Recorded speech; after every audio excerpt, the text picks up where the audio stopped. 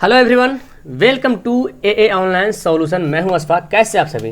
तो आज आपके लिए बहुत ही इंपॉर्टेंट चैप्टर लेकर आया हूं और ये चैप्टर क्या बोले मतलब इसको मैं बोलता हूं कि ये आपका है क्वेश्चन बैंक है। और ये क्वेश्चन बैंक है 2020 एग्जाम फर्स्ट शिफ्ट का और ये है ऑब्जेक्टिव टाइप का, गोधुली हिंदी है इसका क्वेश्चन बैंक है, ठीक है। और ये बेसिकली आपका बिहार बोर्ड के लिए है, बाकी अलग अलग बोर्ड के लिए हिंदी मेरे ख्याल से अलग अलग होगा, लेकिन ये बिहार बोर्ड के लिए बेसिकली है, ठीक है। क्योंकि बिहार बोर्ड में हो सकता है अलग अलग बोर्ड में अलग अलग हिंदी हो, लेसन अलग अलग हो, कह नहीं सकता हूँ, लेकिन सोशल साइंस मैथ तो सब सेम ही रहता है। ओके, तो अगर आप आए हैं बिहार बोर्ड वाले स्टूडेंट हैं तो आपके लिए एकदम ज़रूरी है, बेहद ज़रूरी है, जरूर पढ़िए। और इसमें 60 सवाल है जिसमें से आपको 50 का ही आंसर देना है, लेकिन मैं 60 का 60 बताऊँगा, ठीक है।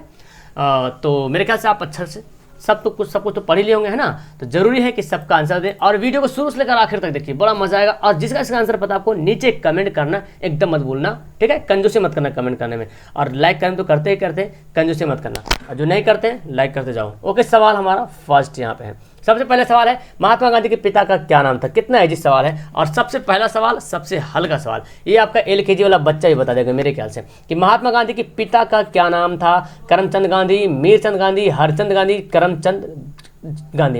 यहाँ पे धर्मचंद गांधी है। तो क्या इसका आंसर होगा? बिल्कुल यहाँ पे राइट आंसर। मैं ज़्यादा टाइम नहीं लूँगा बिकॉज यहाँ पे 60 क्वेश्चन है, तो कम से कम एक क्वेश्चन में अगर 1 मिनट लेता हूँ तो 1 घंटा का वीडियो बनाएगा, लेकिन मैं नहीं, ज़्यादा टाइम 30 सेकंड लेने की कोशिश करूंगा ताकि 30 मिनट के अंदर वीडियो कंप्लीट हो जाए। तो महात्मा गांधी के पिता का नाम क्या था? तो इसका आंसर होगा क्या? करमचंद गांधी। ऑप्शन यहाँ पे क्या होगा? डी जो होगा इसका बिल्कुल राइट आंसर हो जाएगा। नेक्स्ट सवाल है, राजगिरी कौन सा समास है? राजगिरी कौन सा समास है? तो आप जानते हैं जिसका दोनों पद प्रधान है, एक राज और गिरी मतलब घर, तो दोनों पद प्रधान है, उसको बोलते हैं तत्पुरुष समास। क्या बोलते हैं? तत्पुरुष समास। ऑप्शन हमारा क्या होगा? ए जो होगा वो राइट आंसर हो जाएगा। मेरे ख्याल से आप सभी का आंसर इसको पता होगा, ठीक है। तीसरा सवाल है, निम्न से सर्वनाम कौन है? सर्वनाम जानते हैं जो संज्ञा के बदले इस्तेमाल होता है, प्रयोग होता है। राजेंद्र, पुस्तक, मैं, सीता। देखो तो अलग अलग बोर्ड के भी होते हैं, ये आपके लिए इंपॉर्टेंट था, समाज भी आपके लिए इंपॉर्टेंट, यानी कि जो ग्रामर का क्वेश्चन है वो आपके लिए इंपॉर्टेंट ही है, चाहे जो भी बोर्ड का हो या चाहे उर्दू वाला हो चाहे जो भी हो, है ना। सर्वनाम कौन है? तो बिल्कुल आप बोलेंगे सर सर्वनाम तो हमारा सी है। मैं यानी कि मैं, तुम, वह, ये सब क्या है? सर्वनाम का ही एग्जाम्पल है। ओके, सवाल हमारा 4 है, गुरु नानक किस भक्ति धारा के कवि थे? बहुत अच्छा सवाल है कि गुरु नानक किस भक्ति धारा के कवि हैं। सगुण भक्ति धारा, निर्गुण भक्ति धारा, सूफी धारा के, या कृष्ण भक्ति धारा? तो इसका आंसर क्या होगा? 4 का सही आंसर होगा निर्गुण भक्ति धारा। क्या होगा? निर्गुण भक्ति धारा। ऑप्शन हमारा बी राइट आंसर हो जाएगा, ठीक है। गुरु नानक किस भक्ति धारा के कवि हैं? निर्गुण भक्ति धारा। नेक्स्ट सवाल है, रसखान दिल्ली से कहाँ चले गए?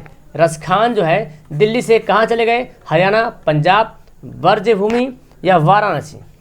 ओके, तो 5 का आंसर करेगा, तो 5 का सही आंसर होगा ऑप्शन हमारा सी होगा राइट आंसर, ब्रजभूमि। ऑप्शन क्या होगा? सी राइट आंसर हो जाएगा 5 का। नेक्स्ट सवाल है, बहादुर अपने घर क्यों भागा था? बहादुर अपने घर क्यों भागा था? नौकरी के लिए, पिता के फटकार के कारण, अपने घर से होना चाहिए, अपने घर से, सॉरी, बहादुर अपने घर से क्यों भागा था?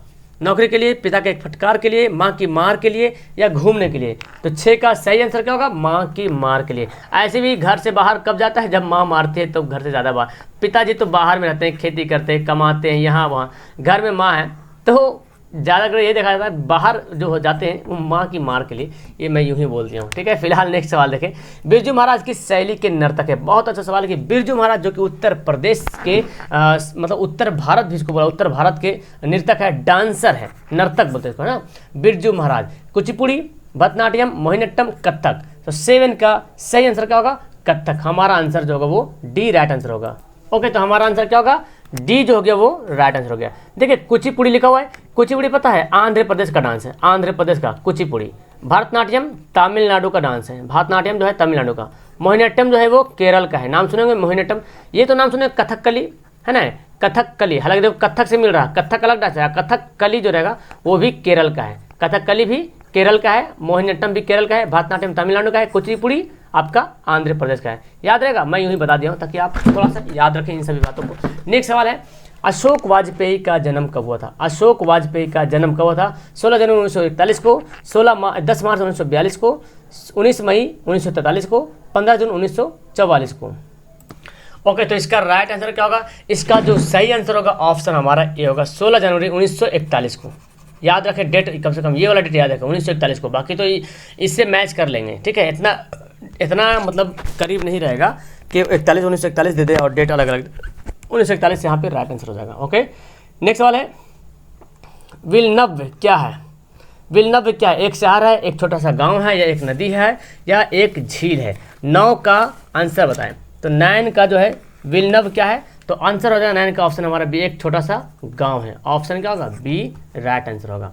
ओके, नेक्स्ट सवाल है हमारी नींद कविता कहाँ से ली गई है? इसी दुनिया से, इसी दुनिया में से, मतलब ये किताब का नाम है। पहली पुस्तिका से, दुष्ट चक्र से, के श्रेष्ठता से, आशा दीवार से, ठीक है। तो हमारी नींद कविता जो है किससे ली गई है? तो 10 का जो आंसर होगा ऑप्शन हमारा सी होगा, दुष्चक्र में स्त्रष्टक। ऑप्शन हमारा सी जो होगा वो राइट आंसर हो गया। 11वां सवाल है मेरे बिना तुम प्रभु, मेरे बिना तुम प्रभु कविता का हिंदी रूपांतरण किसने किया? मेरे बिना तुम प्रभु, इसको हिंदी में कौन लिखा? वीरेन डंगवाल, जीवनानंद दास, ठीक है, कुमार नारायण, धर्मवीर भारती। तो मेरे बिना तुम प्रभु 11 का आंसर क्या होगा? ऑप्शन हमारा डी होगा। 11 का आंसर क्या होगा? डी राइट आंसर होगा। ओके, तो हमारा आंसर क्या हो गया? डी जो हो गया वो राइट आंसर हो गया, याद रखना। नेक्स्ट है 12 सवाल है कि कुंवर नारायण कवि है। कुंवर नारायण जो है कवि है ग्राम संवेदना के, या नगर संवेदना के, या मामत्व संवेदना के, या पितृत्व संवेदना के? चलो 12 का आंसर बताएं। तो 12 का जो है सही आंसर क्या होगा? 12 का जो राइट आंसर होगा ऑप्शन हमारा बी होगा, नगर संवेदना के। कुमार नारायण कवि किसके हैं? नगर संवेदना के। ऑप्शन क्या होगा इसका? इसका भी आंसर बी राइट होगा। नेक्स्ट सवाल है सेनापति में कौन सा समास है? सेनापति में कौन सा समास है? तो यहाँ पे फिर देखिए सेना अलग है, पति अलग है, 2 पद यहाँ पे मर्दान है, प्रधान दिख रहा। तो 2 पद, जिसका 2 पद प्रधान होता है उसको बोलते हैं तत्पुरुष समास। क्या बोलते हैं जी? तत्पुरुष समास। ऑप्शन क्या होगा? हमारा बी जो होगा वो राइट आंसर हो जाएगा। ओके, तो अब आते हैं सवाल नंबर 14 की तरफ। मित्र शब्द का भाववाचक रूप क्या है? मित्र शब्द का भाववाचक संज्ञा क्या है? भाववाचक संज्ञा क्या है? मित्र से क्या बनेगा भाववाचक संज्ञा? मैत्री, मित्रता, मित्रत्व, या मित्री? तो खैर 14 का तो एक ही सवाल है। मित्र तो हमारा ये संज्ञा है, इसका भाववाचक संज्ञा क्या बनेगा? तो मित्रता बनेगा। क्या बनेगा? मित्रता। ऑप्शन हमारा बी राइट आंसर होगा। इसी तरह से आपको सवाल एग्जाम में देखने को मिलेगा, और सेम ये 2020 में पूछा गया सवाल है फर्स्ट शिफ्ट में, ठीक है। टेंशन ना लीजिए। इसी दिन अगले सप्ताह मैं आपको नेक्स्ट सेकंड शिफ्ट का बताऊंगा, ठीक है। जनतंत्र का नाम, शीर्षक कविता के कवि का क्या नाम है? जनतंत्र का नाम, शीर्षक कविता, ये कविता का नाम है, जनतंत्र का नाम, इसके कवि का नाम क्या है? रामधारी सिंह दिनकर, आज्ञे, सुमित्रानंदन पंत, बद्रीनाथ चौधरी, प्रेमघन। 15 का आंसर क्या होगा? तो 15 का राइट आंसर होगा रामधारी सिंह दिनकर। क्या होगा? रामधारी सिंह दिनकर यहाँ पे राइट आंसर हो जाएगा। ओके, तो चलते हैं सवाल नंबर 16 की तरफ। शिक्षा और संस्कृति किसकी रचना है? भीमराव अंबेडकर, महात्मा गांधी, मलिन विलोचन शर्मा, यतीन्द्र शर्मा। तो 16 का आंसर क्या होगा? शिक्षा और संस्कृति की रचना किसने की? तो इसका राइट आंसर क्या होगा? ऑप्शन हमारा बी होगा, महात्मा गांधी ने, है ना। शिक्षा और संस्कृति किसकी रचना है? महात्मा गांधी की रचना है। सवाल नंबर है 17। भारत से हमने क्या सीखा? भारत से हम क्या सीखे हैं? ये क्या है? मतलब भारत से हम क्या सीखे, ये एक आपका लेसन का नाम है, ठीक है। तो ये क्या है? निबंध है, कहानी है, भाषण है, या व्यक्ति चित्र है? तो 17 का आंसर हमारा सही होगा भाषण है। क्या है हमारा? ऑप्शन हमारा सी होगा, भाषण है ये। ओके, तो हमारा आंसर सी राइट आंसर हो गया जी। भारत से हमने क्या सीखा, ये क्या है? भाषण है। नेक्स्ट सवाल है मैक्स मुलर को वेदांतियों किसने कहा था? मैक्स मुलर को वेदांतियों किसने कहा था? रामकृष्ण परमहंस ने, स्वामी विवेकानंद ने, महात्मा गांधी ने, राजा राम मोहन राय ने। 18 का सही आंसर क्या होगा? तो 18 का हमारा सही आंसर होगा ऑप्शन हमारा बी, स्वामी विवेकानंद, है ना। स्वामी विवेकानंद ने मैक्स मुलर को वेदांतियों कहा था। किसको कहा था? मैक्स मुलर को वेदांतियों को किस कहा था? आपका स्वामी विवेकानंद ने। तो 2-3 सवाल ऐसे बनेगा कि मैक्स मुलर किसको कहा गया, वेदांतियों किसको कहा गया? मैक्स मुलर को किसने कहा? स्वामी विवेकानंद को, स्वामी विवेकानंद ने कहा, सॉरी। नेक्स्ट है दधीची की हड्डी से क्या बना था? दधीची की हड्डी से क्या बना था? इंद्र का वज्र, धनुष, त्रिशूल, या तलवार? 19 का सही आंसर क्या होगा? तो 19 का जो यहाँ पर राइट आंसर होगा इंद्र का वज्र, बिल्कुल राइट आंसर है कि दधीचि की हड्डी से क्या बना था। हमारा आंसर यहाँ पे क्या होगा? ए जो होगा वो करेक्ट आंसर हो जाएगा। नेक्स्ट सवाल है श्रम विभाजन और जाति प्रथा के लेखक कौन? देख रहे हैं यहाँ पे कितना सारा सवाल आ रहा है लेखक से, यानी कि राइटर का नाम ना अगर आप याद कर लिए तो 5 से 6 सवाल तो सिर्फ राइटर के नाम से याद हो जाएगा आएगा। और मैं जहाँ बताऊँ बार बार मैं बता रहा हूँ कि ये राइटर का नाम बहुत ही इंपॉर्टेंट है, ठीक है, राइटर का नाम जो है बहुत ही इंपॉर्टेंट है, ठीक है। तो आप याद रखें कि श्रम विभाजन और जाति प्रथा के लेखक कौन है? तो ऑप्शन भीमराव अम्बेडकर, रामविलास शर्मा, गुणाकर मूले, हरदारी प्रसाद द्विवेदी। 20 का सही आंसर क्या होगा? भीमराव अम्बेडकर, है ना जी, भीमराव अम्बेडकर यहाँ पे राइट आंसर होगा श्रम विभाजन और जाति प्रथा के लेखक। मछली लेकर कौन भागा था? बहुत अच्छा सवाल है कि मछली लेकर कौन भागा था? भग्गू ने, संतू ने, बंतू ने या जग्गू ने? बहुत बार मैं इस सवाल पे डिस्कस कर चुका हूँ कि मछली लेकर कौन भागा था। तो जानते हैं संतू जो है मछली लेकर भागा था। ऑप्शन क्या होगा इसका? बी राइट आंसर हो जाएगा। अच्छा लग रहा है आपको तो वीडियो लाइक करते जाना, ठीक है। यहाँ पे मैं लाया हूँ क्वेश्चन बैंक और मॉडल सेट भी मैं स्टार्ट करूँगा जब क्वेश्चन बैंक खत्म होगा तब। और जिस तरह से आपका एग्जाम में सवाल आता है 50-60 सवाल उसी तरह से मैं लाऊंगा, ठीक है। वो 10 सवाल 20 सवाल से नहीं कम चलेगा। मॉडल सेट तो पूरा मॉडल सेट है ना। हिंदी भाषा की लिपि क्या है? हिंदी भाषा की लिपि क्या है?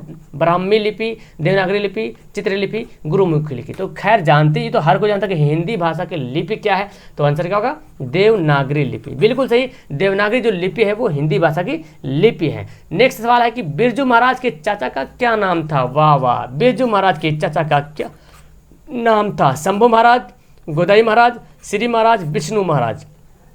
तो 23 का आंसर क्या होगा? बिरजू महाराज के चाचा का नाम क्या था? शंभू महाराज, शंभू महाराज। ऑप्शन क्या होगा?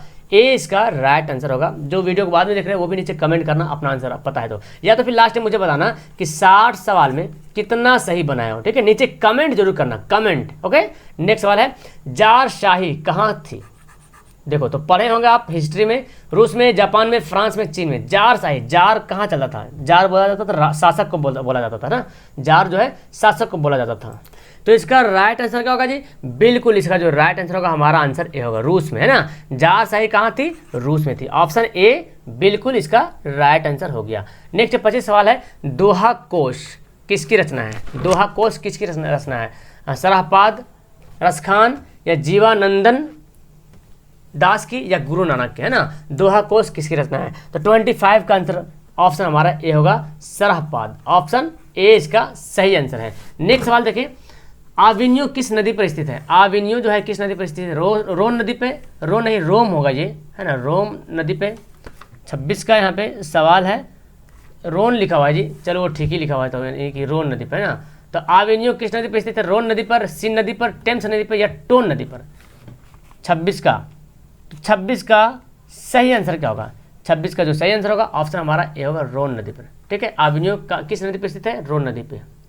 ओके, तो हमारा आंसर क्या हो गया? ए जो हो गया इसका राइट आंसर हो गया। नेक्स्ट सवाल देखें, मछली कहानी में किस वर्ग का जीवन वर्णित है? मछली कहानी में किस वर्ग का जीवन वर्णित है? यानी कि मछली जो कहानी है किताब में वो किस वर्ग के बारे में बताया गया है? निम्न वर्ग के लिए, उच्च वर्ग के लिए, मध्यम वर्ग के लिए या कृषक वर्ग के लिए? तो 27 का सही आंसर होगा मध्यम वर्ग के लिए। कौन सा ऑप्शन होगा? सी जो होगा इसका राइट आंसर होगा। तो आप लोग आंसर देने की पूरी तरीके से कोशिश करें, कोई इस तरह से मतलब ना रहे कि आंसर ना दें, आंसर जरूर दीजिए, ठीक है। मछली कहानी के में किस वर्ग का जीवन वर्णित है? मध्यम वर्ग का। नेक्स्ट सवाल है, बिरजू महाराज की ख्याति किस रूप में है? बिरजू महाराज की ख्याति मतलब बिरजू महाराज किस चीज़ में फेमस है, ये पूछ रहा।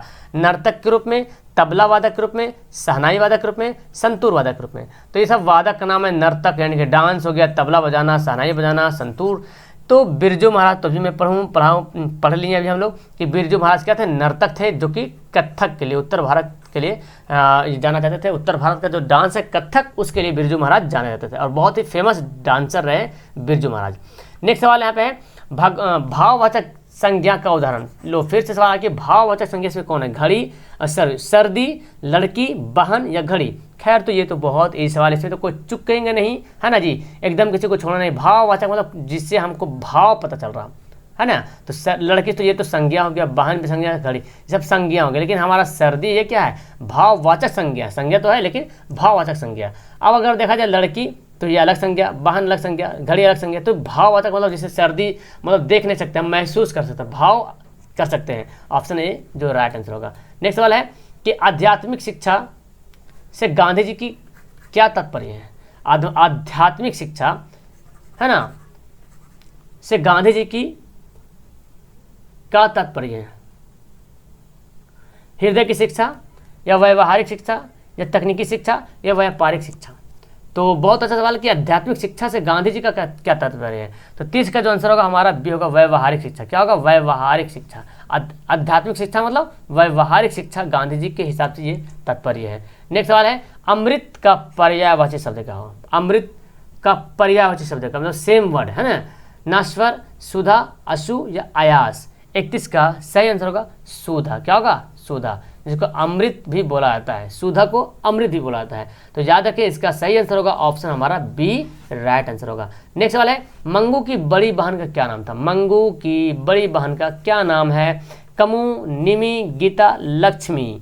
तो मंगू की सबसे बड़ी यानी कि मंगू की बड़ी बहन का क्या नाम है। तो 32 का आंसर होगा लक्ष्मी, है ना। ऑप्शन हमारा क्या होगा, डी जो होगा वो राइट आंसर होगा। तो आप लोग यहाँ पे आंसर दे, ऑप्शन डी क्या होगा करेक्ट आंसर होगा। नेक्स्ट सवाल है वो है सात कोड़ी होता। सात कोड़ी होता कथककार है, मतलब इसके लिखने वाले पंजाबी है या गुजराती है, उड़िया है या हिंदी है, किस लैंग्वेज में लिखा हो। सात कोड़ी होता कथाकार जो है वो किस लैंग्वेज के है, पंजाबी के, गुजराती के, उड़िया के, हिंदी के। तो 33 का जो यहाँ पे राइट आंसर क्या होगा, 33 का आंसर होगा हमारा सी उड़िया। क्या होगा, उड़िया यानी कि उड़ीसा का। ऑप्शन हमारा सी राइट आंसर होगा। नेक्स्ट सवाल है कमर कसना। बहुत अच्छा सवाल है। कमर कसना मुहावरे का अर्थ क्या है। देखो आप ग्रामर पढ़ते हो तो हिंदी में भी काम आ जाएगा और इधर भी काम आ जाएगा, है ना। तो कमर कसना मुहावरे का अर्थ क्या है, कमर को बांधना, तैयार होना, बहुत परिश्रम करना, खड़ा होना। कमर बोलते हैं कमर कस लो, मतलब कमर कस लो बोलते हैं अब पढ़ने के लिए तुम कमर कस लो, मतलब अब पढ़ने के लिए तैयार हो जाओ। कमर कसना मतलब तैयार हो जाना, ठीक है।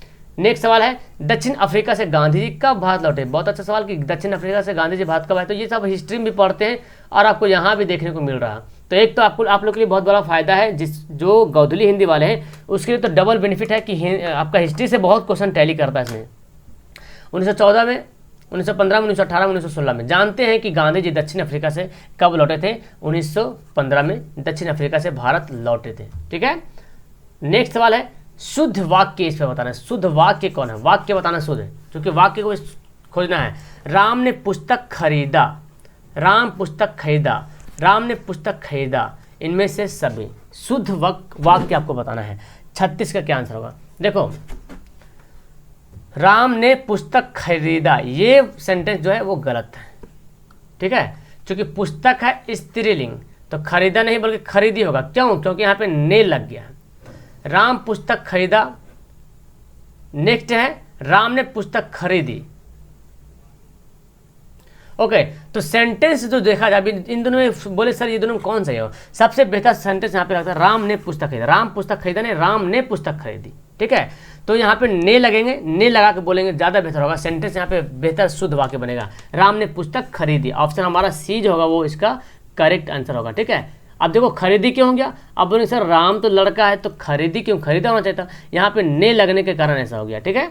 सवाल नेक्स्ट है नागरी लिपि। नागरी लिपि के लेखक कौन है। महात्मा गांधी, विनोद कुमार शुक्ल, गुणाकर मूले, यतीन्द्र मिश्र। नागरी लिपि के लेखक कौन है। 37 का सही आंसर क्या होगा, 37 का जो राइट आंसर होगा ऑप्शन हमारा सी होगा राइट आंसर, गुणाकर मूले। क्या होगा, गुणाकर मूले। नागरी लिपि के लेखक कौन है, गुणाकर मूले। याद रखेंगे तो सवाल को पढ़ना बहुत जरूरी है और एक बार कम से कम पढ़ना बहुत जरूरी है। नेक्स्ट है बहादुर का पूरा नाम बताइए। बहादुर का पूरा नाम, शेख बहादुर, दिल बहादुर, राम बहादुर, तेज बहादुर। तो खैर ऑप्शन से तो आपको पता चल गया कि कौन सा होगा बहादुर का पूरा नाम। ओके, तो इसका सही आंसर क्या होगा, इसका राइट आंसर होगा ऑप्शन हमारा बी, दिल बहादुर। क्या होगा, बहादुर का पूरा नाम क्या है, दिल बहादुर। क्या लगता है आपको, एक बार सवाल पढ़ लोगे तो भूलोगे क्या। कितना अच्छा लफ्ज यहाँ पे दिया हुआ है कि बहादुर का पूरा नाम क्या है, दिल बहादुर। एक बार पढ़ना कम से कम जरूरी है। नेक्स्ट सवाल है परिणामवाचक। अब बताओ परिणामवाचक विशेषण कौन है, विशेषण।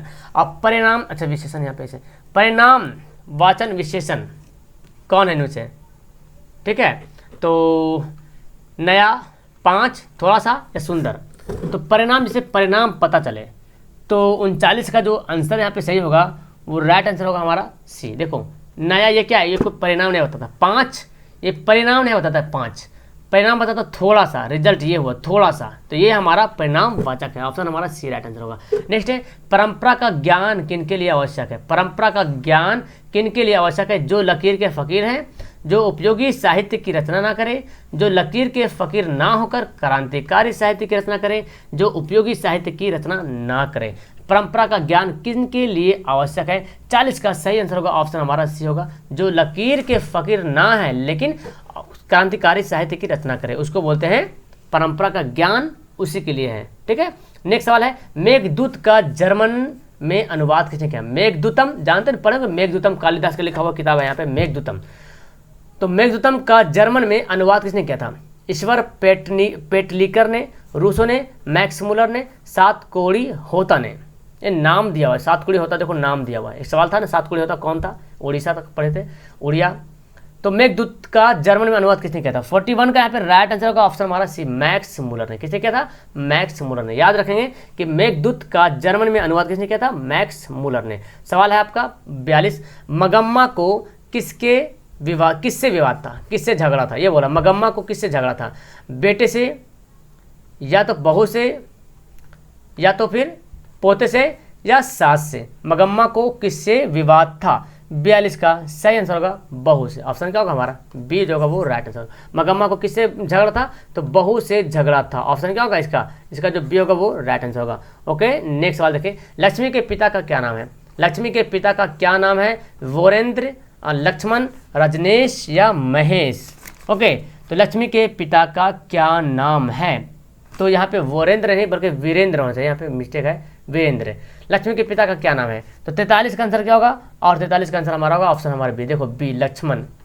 क्या लगता है ये सवाल भूलोगे, लक्ष्मी पिता का नाम लक्ष्मण है, तब पिता है लक्ष्मण तो बेटी क्या हो गई, लक्ष्मी हो गई। कितना अच्छा सवाल यहाँ पे है। नेक्स्ट सवाल है किस नदी के बांध के नीचे लक्ष्मी का घर था। वाह, किस नदी के बांध के नीचे लक्ष्मी का घर था। गंगा नदी, यमुना नदी, सरस्वती नदी या देवी नदी, ये सब नदी का नाम है। ठीक है, किस नदी के बांध के नीचे लक्ष्मी का घर था। 44 का आंसर क्या होगा, देवी नदी। तो नाम से भी पता चल रहा, नदी का नाम भी पता चल रहा उसी तरह से है, और ये नाम भी पता चल रहा लक्ष्मी, लक्ष्मण, देवी, कभी भूलने की बात ही नहीं यहाँ पे दे रहा है ना। तो ऑप्शन हमारा क्या होगा डी राइट आंसर हो जाएगा। नेक्स्ट सवाल है पप्पा क्या है, पप्पाती बेहोश क्यों पड़ी थी। पप्पाती बेहोश क्यों पड़ी थी, शायद यही तो लिखा हुआ यहाँ पे है। ओके, हाँ जी ठीक है, पप्पाती बेहोश क्यों पड़ी थी, सिर दर्द के कारण, तेज बुखार के कारण, चोट लगने के कारण या पेट दर्द के कारण। 45 का सही आंसर क्या होगा, ऑप्शन हमारा बी होगा राइट आंसर, तेज बुखार के कारण। ऑप्शन क्या होगा 45 का बी होगा, बिल्कुल सही आंसर होगा। नेक्स्ट सवाल है हिंदुस्तान नाम सुनी, अब ये संकुचित पंक्ति किस कविता से ली गई, यानी कि एक कविता किस कविता से ली गई। ये लाइन हिंदुस्तान नाम सुनी अब ये संकुची, ये जो लाइन है ये किस कविता से ली गई वो आपको बताना है। ठीक है, तो इसका जो है ऑप्शन देखिए, भारत माता, जनतंत्र का जन्म, अक्षर ज्ञान, स्वदेशी। 46 का यहाँ पे आंसर होगा ऑप्शन हमारा डी, क्या होगा डी राइट आंसर होगा। नेक्स्ट सवाल है रसखान किस विषय में सिद्ध थे, यानी कि अच्छे थे।